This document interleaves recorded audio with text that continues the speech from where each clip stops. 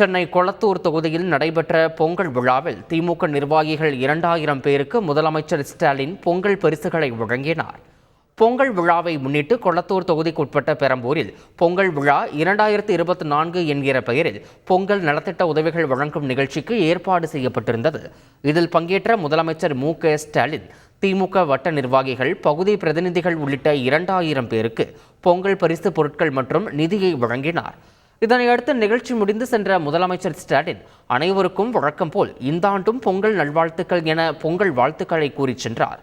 இந்நிகழ்ச்சியில் சென்னை மாநகராட்சி மேயர் பிரியா, நாடாளுமன்ற உறுப்பினர்கள் கலாநிதி வீராசாமி, கிரிராஜன் உள்ளிட்ட பலரும் கலந்து கொண்டனர்.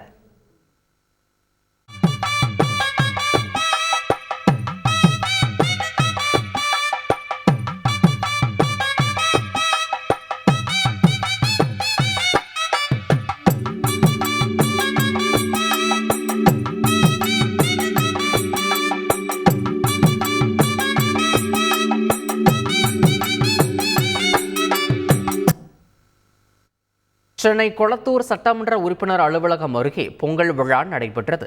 இதில் முதலமைச்சர் ஸ்டாலின், அவரது மனைவி துர்கா ஸ்டாலின் உள்ளிட்டோர் பங்கேற்றனர்.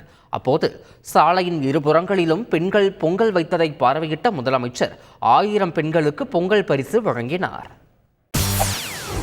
செய்திகளை உடனுக்குடன் தெரிந்து கொள்ள உடனே சப்ஸ்கிரைப் பண்ணுங்க.